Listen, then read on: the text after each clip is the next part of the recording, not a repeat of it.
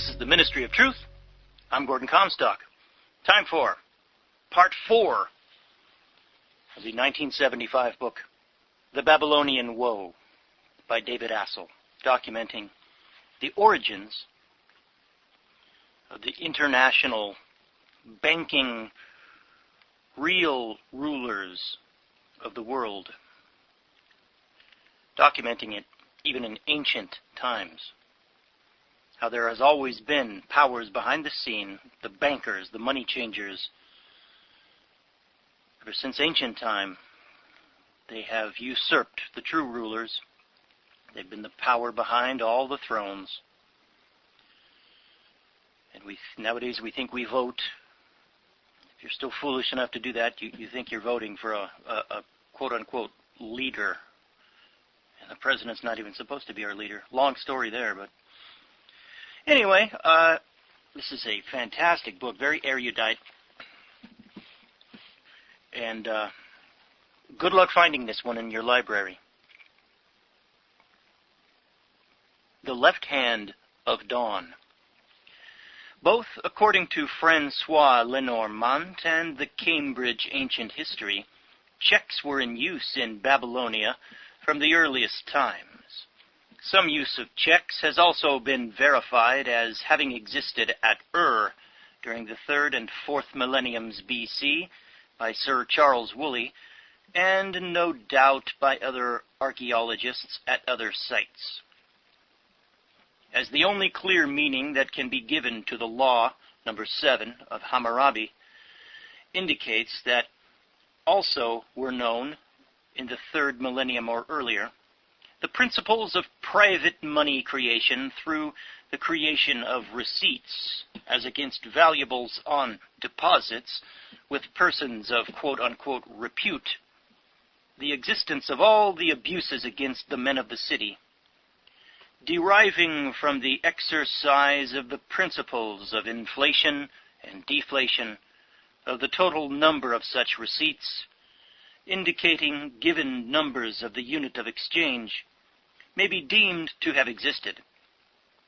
These inflations or deflations of the volume of the mass of abstract money, which indeed false receipts may be called, and such as are particularly associated with the custom of making payments by check drawn on quote-unquote deposits, created by such receipts as issued by such persons, quote-unquote, of repute, and which could be manipulated as suited themselves and their friends, etc., were directed towards creation of total monopoly and wealth industry.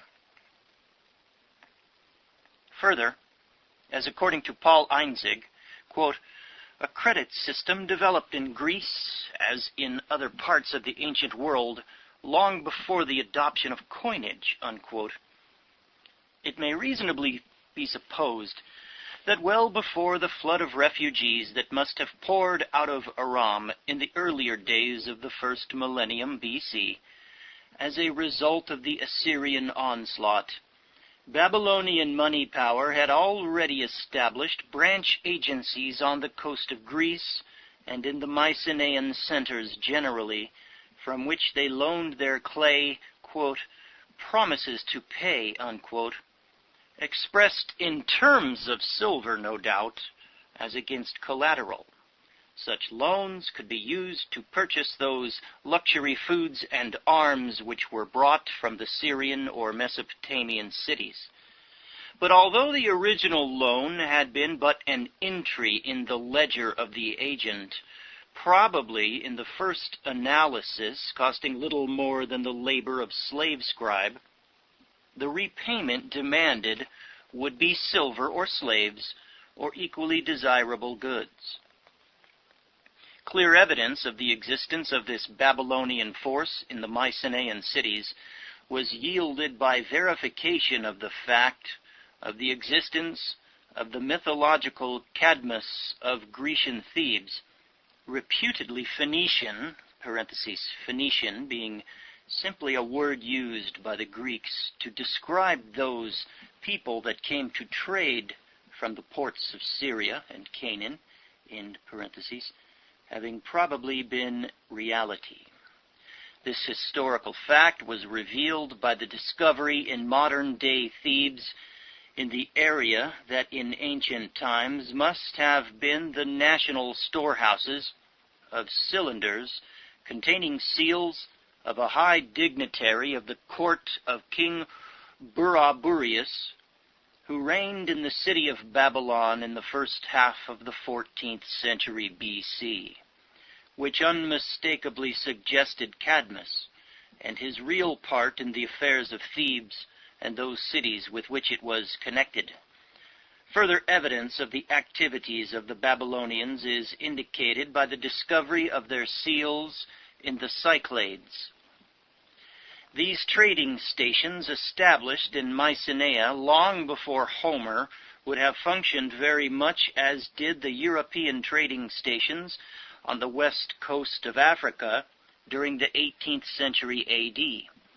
They were points from which agents of international money power could instigate internal warfare against the tribes, so that they would always have ready market for the products of their arms and other industries, the most desirable payment for these products being precious metals and slaves, as much as in ancient times as in modern times. These trading stations, established in Mycenae long before Homer, would have functioned very much as did the European trading stations on the west coast of Africa during the 18th century A.D. As previously pointed out, the warrior princes of Mycenaean Greece had undoubtedly maintained steady supplies of these commodities as the result of their depredations over many years. But once they had thrown all their resources and military power into the gamble across the sea, which was the campaign of the king of Lydia and the peoples of the sea against Pharaoh Merneptah of Egypt, and which ended in total disaster for them at the Battle of Pereire, the years of strength and plenty and being feared by their enemies were over. It may reasonably be assumed that their total destruction, while in confederation with the tribes and kingdoms of the western Mediterranean, at Pereire on the western marches of the Egyptian Delta in 1234 B.C., by the discipline of the massed archers of Pharaoh Merneptah, would have marked the apogee of the parabola of their rise and fall. In that battle it was proven that they had overreached themselves, and, as history records, their descent from that apogee was swift. Despite the excellence of their weapons and the skill at diplomatic maneuver of those forces supporting them, such as lay hid with the Babylonian money power, although so much of that world of ancient time had fallen before their fine copper weapons and their chariots, as a result of that unhappy battle, all such equipment was gone, and more than thinking of further conquests abroad, thought had to be for defense of hearth and home. If, then, the latest estimate of the date of the Battle of Pereire given as 1234 B.C. by W.F. Albright is correct, that the destruction of Egypt itself was planned over a period of so many years or so after the sack of Troy, parentheses 1250 B.C., according to the modern dating and that of Herodotus, into parentheses, is reasonable supposition. The organizing, arming, and training of such widely diverse peoples as formed the army of King Marius of Libya would have taken many years of careful planning. Considering that the plunder that acceded to Pharaoh Merneptah after the battle, of at least 10,000 swords, mostly copper and bronze, the rest gold and silver, and the 120,000 pieces of other military equipment in copper and bronze, under the methods of production of that day represented years of work, perhaps Merneptah did not on this occasion melt them into bullion or sell them to the agents of international money power who undoubtedly were amongst those camp followers appearing to support his army. He may have made the obvious move, as is suggested by the fall of Pylos about 1200 BC, of using this plunder in weapons to arm the tribes of Epirus and perhaps farther north, who clearly would be the natural enemies of the Achaeans. These tribes, although recorded by some as being shepherds, were just as likely to have been slaves revolting from the mining industries established by the Babylonian money power through the instrumentality of the Achaeans and the Mycenaeans, which mining industries produced the gold that was such a commonplace in the homes of the nobility of Mycenae, and the silver that was so much needed for the maintenance of that financial system, based on silver by weight, which was the foundation of what may have become, by this time, a total world hegemony of private money creative power. Following is a digression on the mining industries that existed in Greece and to the north about the time of Cadmus, who, as previously pointed out, was one of the principal Babylonian agents to the Mycenaean world. His approximate date may very well be known from the dating of the seal found at Grecian Thebes, which reveals that Cadmus probably lived during the reign of King Burnaburiash, sometimes known as Buraburiash, of Babylon, who was contemporary of King Tutankhamun of Egypt, 1358 to 1353 BC. The same Burnaburiash is best known by his letter to King Tutankhamun, as was found in the Tel Amarna archives, in which, pleading for gold in no uncertain terms, he achieves an immortal fame. Nearly 100 years before, the more extensive knowledge of these times, such as exists today, Alexander Del Mar, relying on his own observations as a mining engineer and on the records of the ancients, wrote as follows respecting the mines from which the agents of the worldwide Babylonian financial hegemony, such as Cadmus of Thebes, drew their steady flow of gold and silver. After description of the thoroughness of Roman mining in Spain, in the Asturias, and detailed mention of the Laurion near Athens, he continues, quote, Thasus, an island off the Thracian coast, written as Thasso by the Greeks and Thasus by Livy, was originally colonized by the Phoenicians. Thasus itself is probably a corruption of Iasus, for Pausanias informs us that Thasus was the son of Agenor, the brother of Europa and the leader of the Phoenicians, and therefore brother of Cadmus, the founder of Thebes, which are details that belong to the myth of Iasus. Herodotus says that he himself visited the island of Thasus, where he saw a sample to the Thasian Hercules erected by the Phoenicians, who built Thasus while they were engaged in the search for Europa, an event which happened 5 generations before Hercules, the son of Amphitryon, was known in Greece. Unquote. The quote-unquote Thasian Hercules was Iasus. We know but little more of the early history of Thasus, beyond the fact that its mines were celebrated for their yield of gold and silver, that the most productive ones were in the southeast district between Enira and Coanira, and that the Thasians, in addition to the mines of the island, owned and worked those of Scaptolicia on the Thracian main.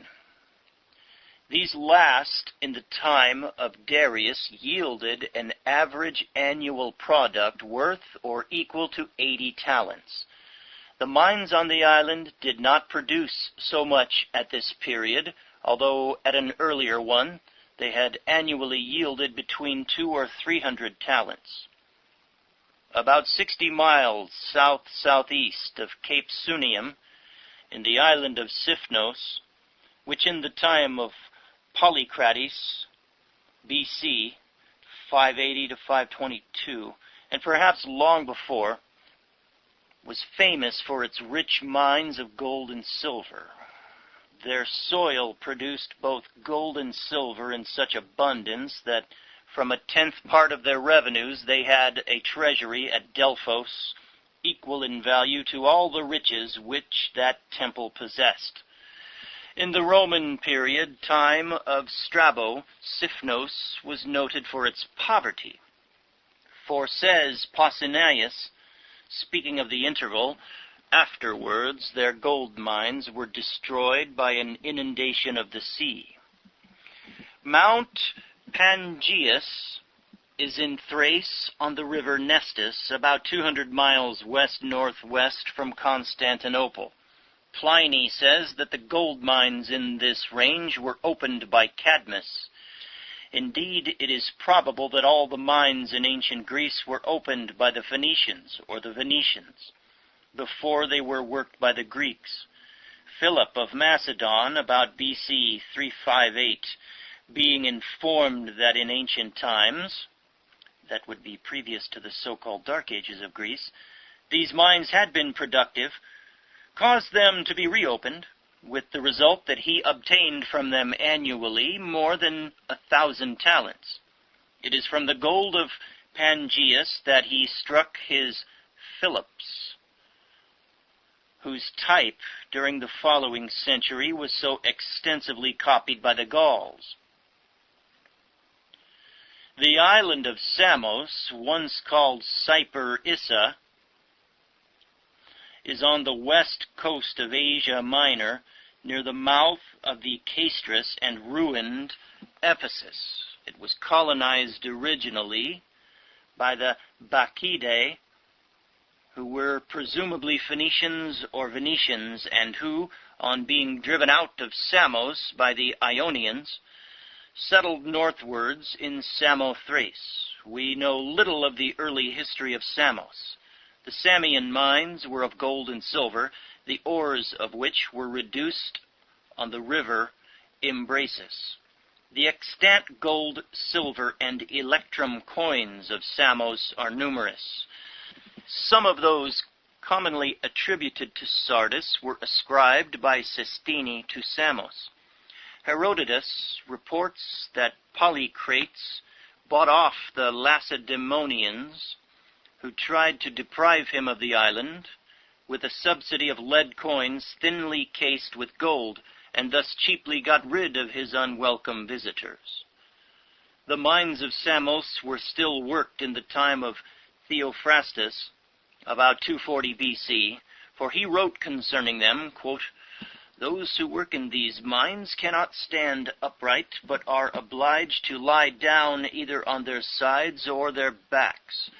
For vein they extract runs lengthwise, and is only 2 feet deep, though considerably more in breadth, and is enclosed on every side with hard rock. From this vein the ore is obtained," unquote. Mines of gold or silver or both were worked by the so-called Pelasgians in many parts of Greece, chiefly in the mountains of Albania, Dalmatia, Croatia, Bosnia, Servia, Thrace, and Bulgaria. The remains of a smelting furnace composed of colossal hewn stones, together with heaps of refuse silver ores, can still be seen in Albania, almost in sight from the houses of Corfu. Similar structures and remains are said to exist in Dalmatia.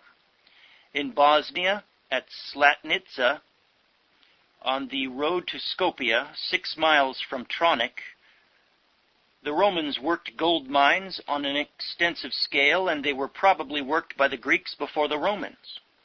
There are reported to be gold mines in several mountains near Zvornik and Verek.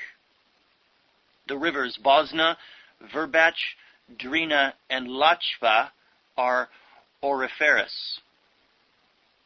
Many silver mines have been worked in the neighborhood of Rama or Prezos, Foynitka, and other villages called Srebrno, Srebrnik, or Srebrenica. Cinnabar is obtained near the convent of Tresevo, and this deposit was probably worked for mercury in ancient times. About BC 470, Alexander, son of Amytas, possessed a mine near Lake Prasus and Mount Dacia in Macedonia, which yielded him a talent per diem. In Servia there were silver mines near Nova Berda, and Roman gold mines near Safina.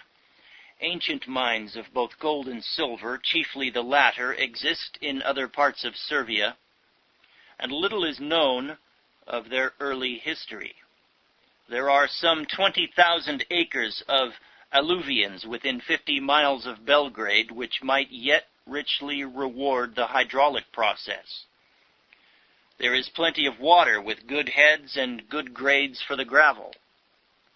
Bulgaria also abounds in mines of the precious metals, but like most of those within the territory comprised within ancient Greece, they have fallen to ruins and their history is forgotten. In many parts of Greece or European Turkey, where ancient mines were worked, a superstition is said to prevent the peasantry from visiting them.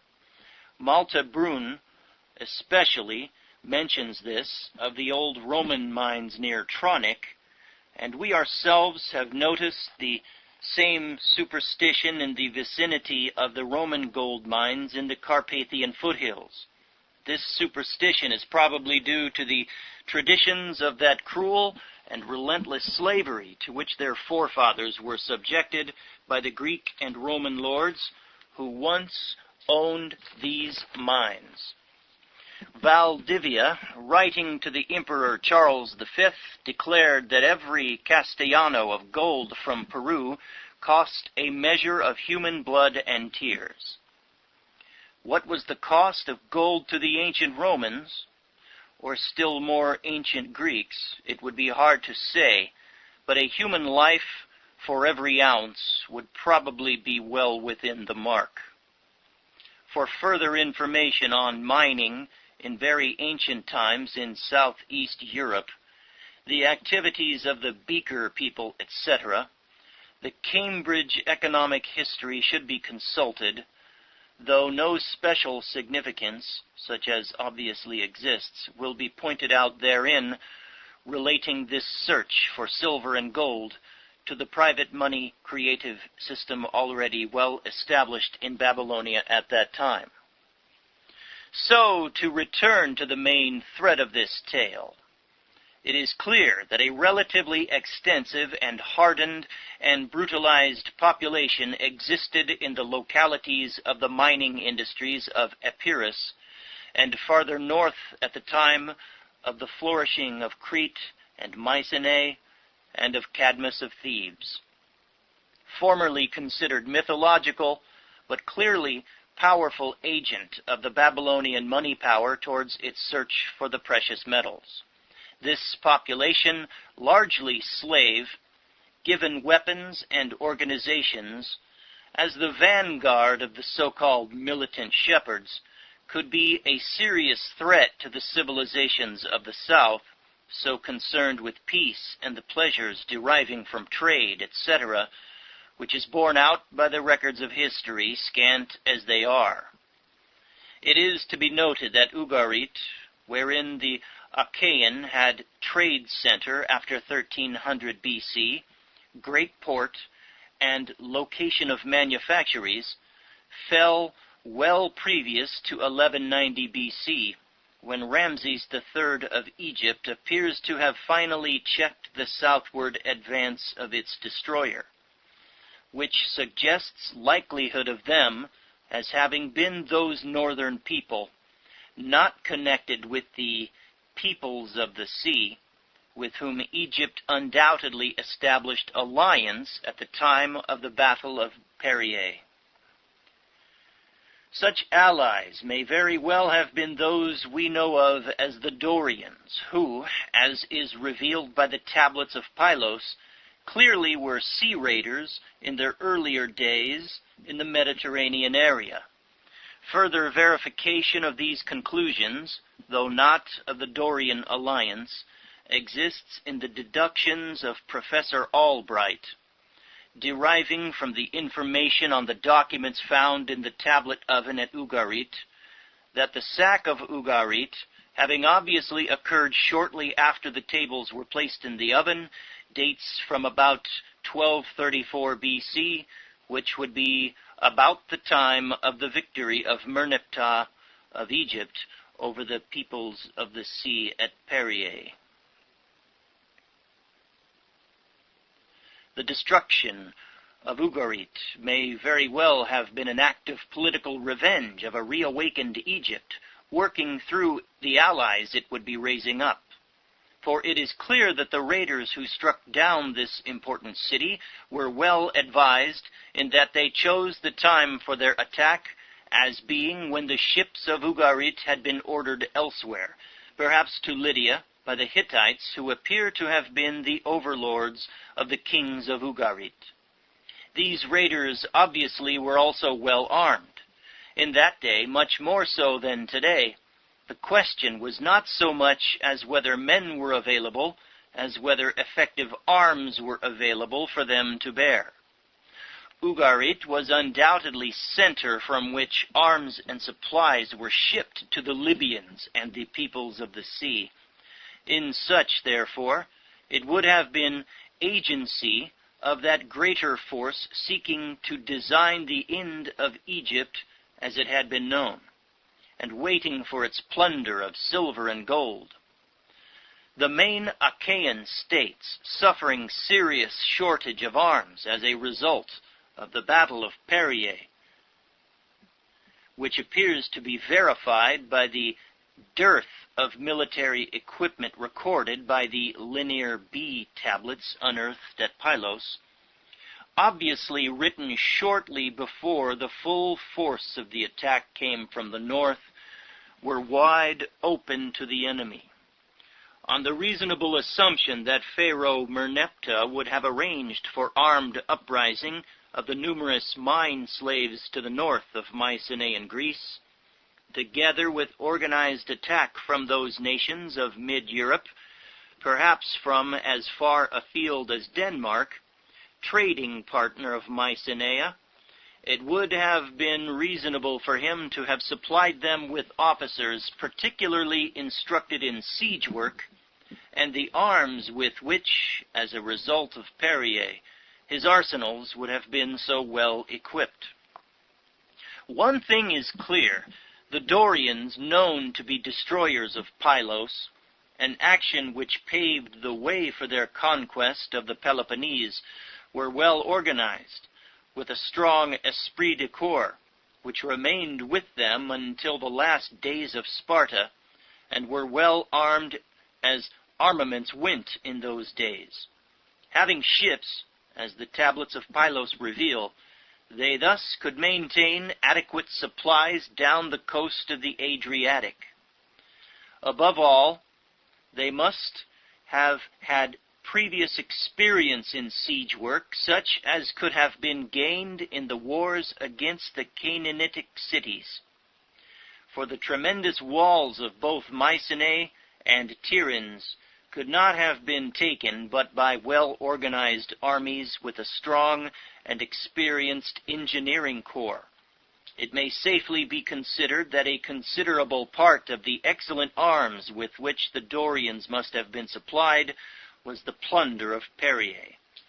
The only uncertainty is whether these arms were obtained, as seems to be the usual thing in such circumstances, from the international money power direct, or from a scheming and resurgent Egypt, where the god-king shone once again on the throne of the two lands giving universal illumination as a guide of his people's destiny.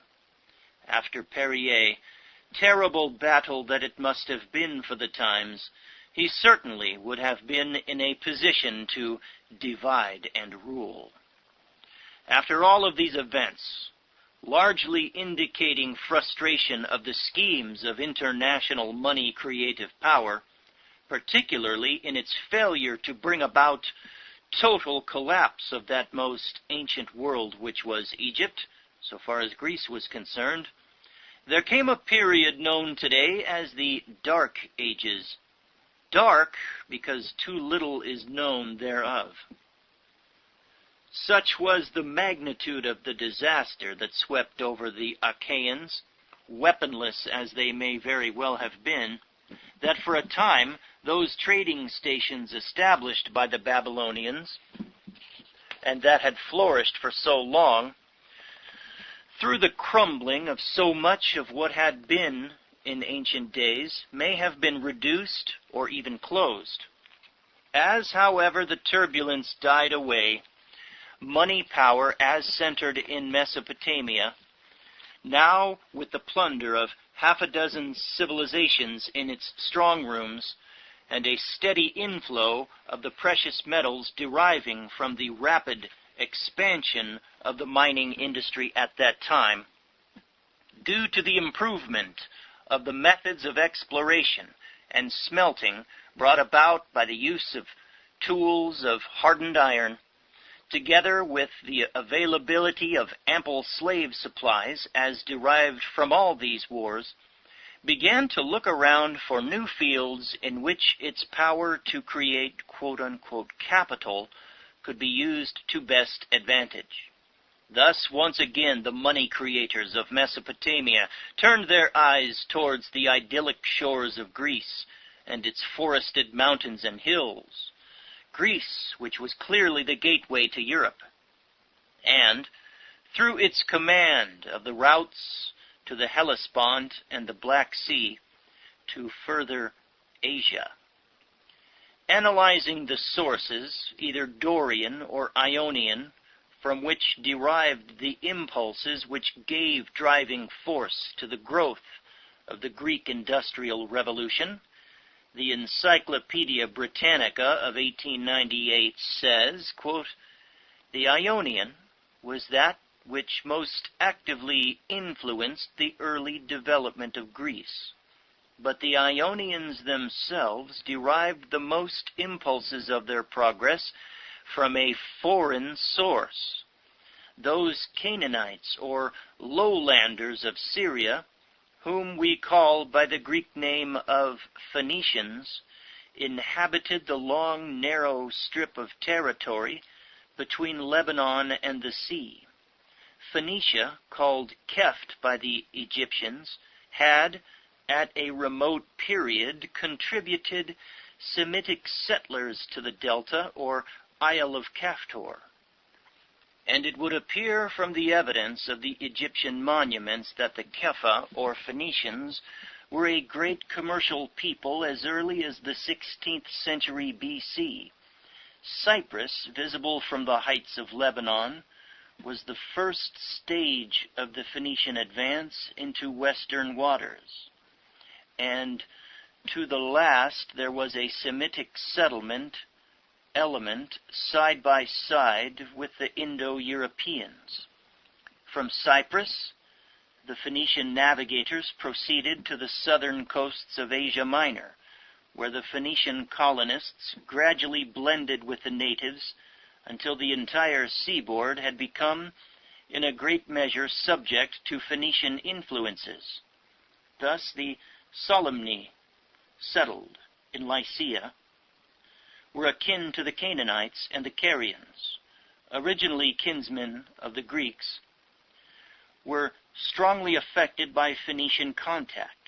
It was at Miletus especially that the Ionian Greeks came into commercial intercourse with the Phoenicians. Unlike the dwellers on the southern seaboard of Asia Minor, they showed no tendency to merge their nationality in that of Syrian strangers, but they learned from them much that concerned the art of navigation, as, for instance, the use of the round-built merchant vessels called, and also a system of weights and measures, as well as the rudiments of some useful arts.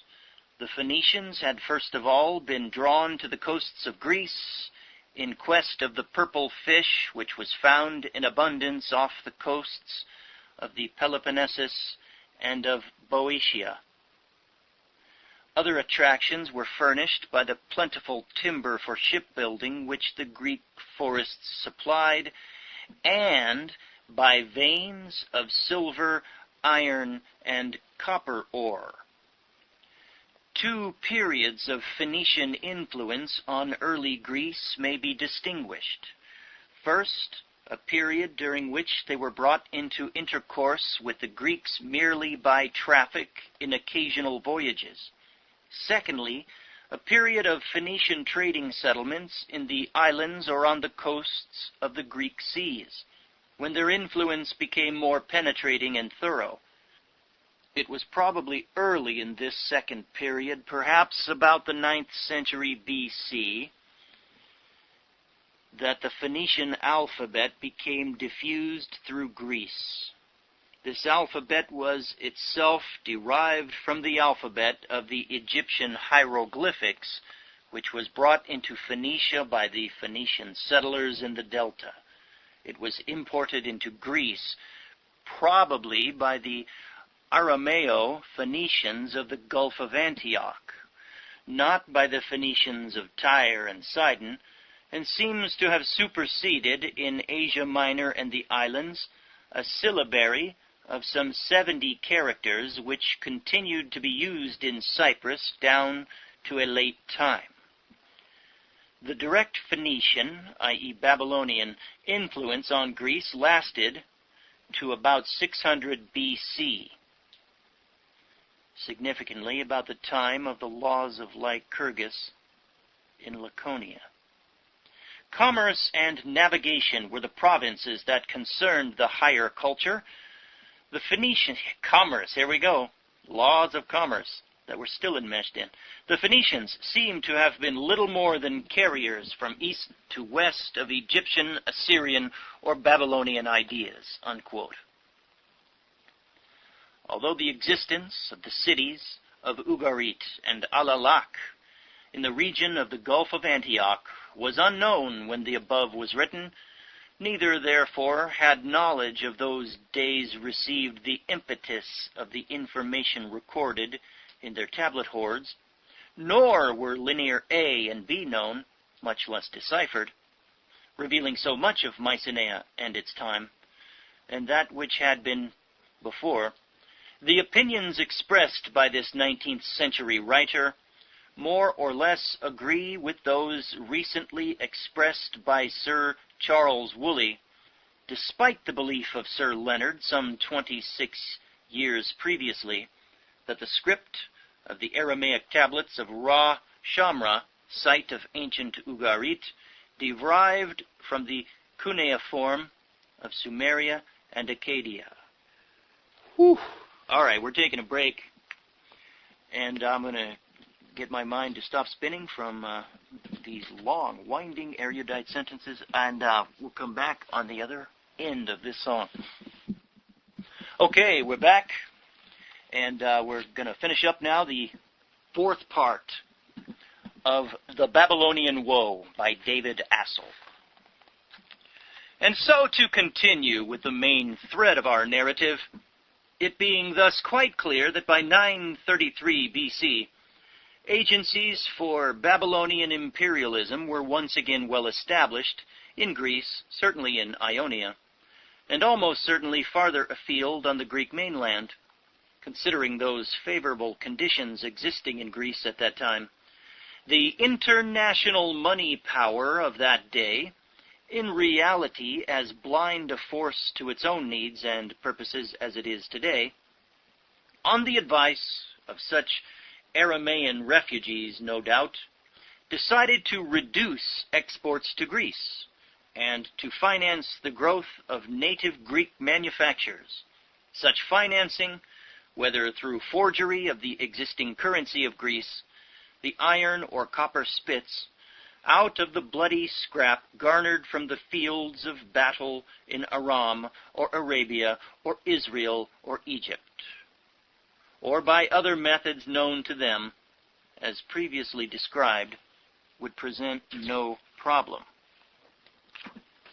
Thus, renewing more permanently the base from which their trade into northern Europe might be conducted winter or summer, they were guaranteed a more steady flow of Carpathian, Illyrian, Thracian, and Attican silver. A base was also established from which the similar trade into the Pontic regions and South Russia could be maintained. In addition, could be reckoned on a growing industrial population to assist in the absorption of both Egyptian and South Russian surpluses of grain. The petty but vigorous city-states of Greece, as existed and would come to exist, would form a good ground for experiment with money systems, and with new systems of government, and what is nowadays called social systems. In the fevered imagination of the money changers scheming in their shaded courtyards of Babylonia, such experiments might even show the way towards that for which their souls yearned above all, and which still they had not been able to bring about, i.e., the total disintegration of the last great kingdoms of earth, which, it seems, no sooner had they been brought to the point of collapse than they somehow came to rise again. Quote, kingship again being sent down from on high, unquote. The way might be shown to them by which they too, their God, themselves and theirs, might become lords of the earth, and indeed, whereby out of their midst might be set up that God-king, who would preside over the governance of the universe, its total and absolute ruler. And much of these strange yearnings came to be realized. The possibilities inherent in circulating pieces of precious metal of equal weight and fineness, and with the seal of state stamped thereon as money, after the first major experiment therein, in the Lydia of Cressus, were fully exploited in Greece. No doubt these ancient Greeks, the same as our people in this day, fondly imagined that the state imprinted marks on their so-called coinage denoted the absolute integrity of their money. And while they continued in this belief, they were the more easily manipulated, the same as Americans today. Thus the power of rejection or appointment fell out of the withering hand of a decadent, if not dying priesthood, into that hand that moved over the discs of precious metal in the shadows of the counting house. And rather than noble and selfless men in positions of power, came low and venal men, wielding but the appearance of power, like Rockefeller. Such men, being raised up from the blind mob, exercised no more control or rule than that which the forces behind money creation and issuance permitted to them. Nor did they exercise guidance further than that limit dictated by the inferiority of their quality.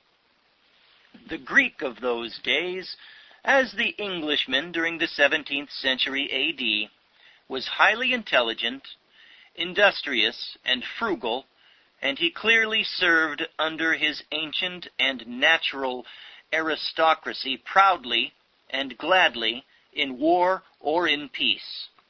His land was then covered with forests from which was available an ample supply of charcoal, such as would last kilns, and furnaces for a long time to come. From Thrace, not so far distant, came suitable timbers for shipbuilding.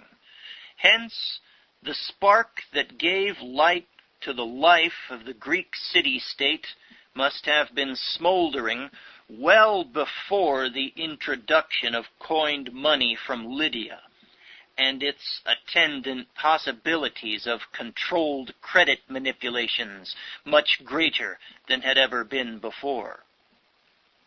Consequently, at the time of its emergence into the light of history as we know it, Greece was, to the known world, in the same way as was England during the 16th and 17th centuries, when, due to the stealthy stimulation of a quote-unquote credit or abstract money economy, money greed injected into the nobility caused them to forget their trust. The major manifestation of their forgetfulness of such trust was their seizure of the common lands for the purposes of sheep pasture, the growing wool trade now yielding good return in the expanding money economy, thus depriving the villagers of their rightful livelihood on the land. Sound familiar? And leaving them with no option but emigration into the cities. Sound familiar? In the cities, these villagers served as labor in mine or factory, there being totally at the mercy of rascals from foreign parts. Boy, does this sound familiar. Or those who had been raised up from their own ranks as most eager for food and who were least critical of the hand that offered it to them. So far as Greece was concerned, on to a scene idyllic in the loveliness of its tree-clad hills and mountains and shores, came men from that Aramaic-speaking money power out of Syria and Aram, plausible men who wept and moaned to the pitying Greek the slaughter of their people by the Assyrian. Refugees from the Hittite city of Carchemish, from Aramaean Damascus, Kumu, and Samal, and other cities, cities which had crumbled to dust before the ferocity of the Assyrians under Shalmaneser and Ashur-Nasirpal. But whether Syrian or Babylonian, these men spoke and wrote Aramaic in one form or another, as the evidence of the Greek alphabet reveals, and which would be further suggested by the nature of the tablets that were found, about 1935, on the site of Ugarit, now known as Ras Shamra, on the North Syrian coast. These men brought with them the knowledge of precious metal commodity exchange, and amongst other deceptions easily perpetrated on a simple and trusting people, knowledge of the possibilities of creation of money and wealth through the rackets of storage of valuables as for safe custody, or the creation of credit, as it is now euphemistically known, and its power as a driving force towards the establishment of industry amongst a healthy, trusting, and warlike people, and its power towards the creation of monopoly of ownership and control of such industry. Boy, does that sound familiar. History only repeats over and over and over again. Every civilization falls into the same mistakes. What must have been cottage industry in Greece soon became industry under organization and under methods of semi-mass production, long since known in Sumeria, Arcadia, and Assyria, etc. Such industry could only be organized on the basis of money wages in the case of free men, and therefore only with labor, slave or free, trained to the concept of money and the making of money as the be-all and end-all in life. Sound familiar? Hello? Athens made pottery and ships. Corinth made pottery and ships. Megara made textiles. Athens, with ample surpluses of olive oil sufficient to maintain a substantial export trade in that commodity, and with the production of silver from the Laurian mines but a few miles from the city, became center of an entree-pot trade with those other Greek city-states that relied on copper or iron fiduciary money systems to drive their industry and exchanges. Money systems, if of state design and control, that banking had little use for. But without the economic organization deriving from participation in the orbit of the international money market controlled by the international silver bullion brokers and their agents, the bankers of the Piraeus, who controlled above all the flow of silver from Laurian and Thrace and Samos and mines further afield, it is doubtful if that dynamic force engendered from the union of Dorian and pre-Dorian Greece could ever have become that which it did become. The point to which a great part of the power and learning gravitated from those dying worlds of the most ancient Orient, then being thrust forth again amongst men to constitute that which may prove to have been one of the last stages of man's endeavor upon this earth. It was the beginning of an apparent reassemblance, a false renewal of learning and life, which was to reveal momentarily, in fading glory, the fusion of that world of the companions of Zeus, golden-headed giants descended to earth from their home amongst the gods, and the world of Crete, where dark children of the sun basked in the light and comfort of him who, to them, was God on earth as he walked in his gardens at Knossos. Both God, priesthood, and people lived in this distant sunlit world in the mystic harmony of ancient systems of life. They lived with little knowledge of warfare or weapons of war. Their cities were without wall or visible defense, so long had they been without fear. In a mild, warm climate they needed little clothing, and their women, who wore no more than a heavily flounced skirt, proudly and fearlessly displayed the loveliness of their breasts. Okay, folks, that was Part 4 of The Babylonian Woe by David Astle. I'm Gordon Comstock. This has been the Ministry of Truth. Over and out.